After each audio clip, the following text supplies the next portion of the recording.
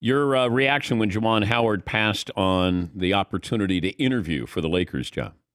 I mean, it's for multiple reasons, right? Like Juwan Howard, probably not only doesn't want to step into that mess, he also has his kids in Ann Arbor. So I think there's a duality to it in a way, but it is a mess that not a lot of coaches are eager to jump into. I mean, what are we talking about with the Lakers? What are the Lakers going to look like 2 years from now?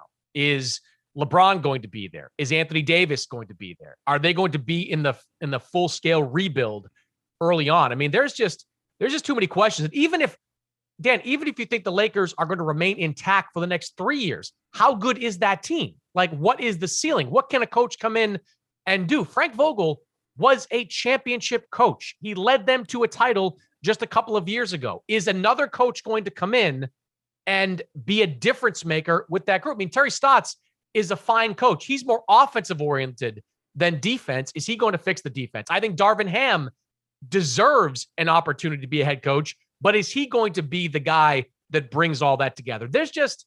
It's just such a combustible situation that unless you are going to staggeringly overpay the head coach of that team, which it doesn't sound like the Lakers are willing to do. They're not going to do for a head coach what Minnesota just did for Tim Conley, the new GM out there, and giving him $8 million per year. They're not going to do that in LA right now. So unless they're willing to do that, I don't know what kind of coach you're going to get.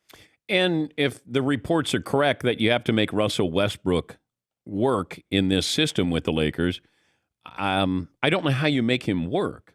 Do I think if LeBron and AD can get you into the playoffs, I don't know what Russell Westbrook's role is. Like, to make him work, how about you make some shots? That would be a start, but I don't know how you can get rid of him, get out from underneath that.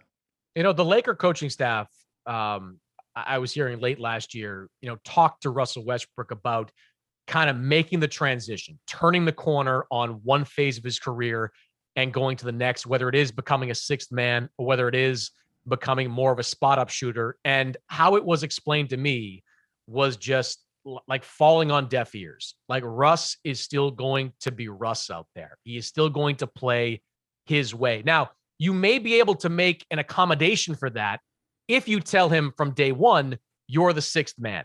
You're coming off the bench. You're playing 25, 30 minutes per game. You're doing it against second unit guys. And look, if you're playing great down the stretch, we'll probably leave you in the fourth quarter. Otherwise, you're coming off the floor in favor of a more complete two-way type of player. That's the only conversation I would have with Russell Westbrook if I knew he was coming back, is that you are going to be a sixth man. And Dan, you and I both know that can extend his career. Like, Russell Westbrook can probably play 3 or 4 more years as a sixth man. He still has that level of talent in him. If he still thinks he's the MVP, if he still thinks he should play 35 minutes per game, that's just not going to work. I said it from the outset. I would have brought him off the bench last year when he got there and just have that energy and then just let him go. Yep. But when I have him with LeBron and AD when they were healthy, I don't – your offense is different. When LeBron and AD are on the floor, it's different if you have Russ in there. If Russ is there and, one of those guys is subbed out, then I feel like Russ can work a little bit better under those circumstances. Well, LeBron and AD, like, this is not, breaking news, but their best lineup is the two of them with 3 shooters around them, with defensive-minded players around them. And maybe if you want to appease AD, like, one big man who can play a chunk of minutes at the 5, so he's not banging at that position with his body anymore. So I don't believe there's going to be an epiphany with Russell Westbrook. Yeah. I think they're going to come to training camp. He's going to want to be the starter. The new head coach is probably going to make him the starter.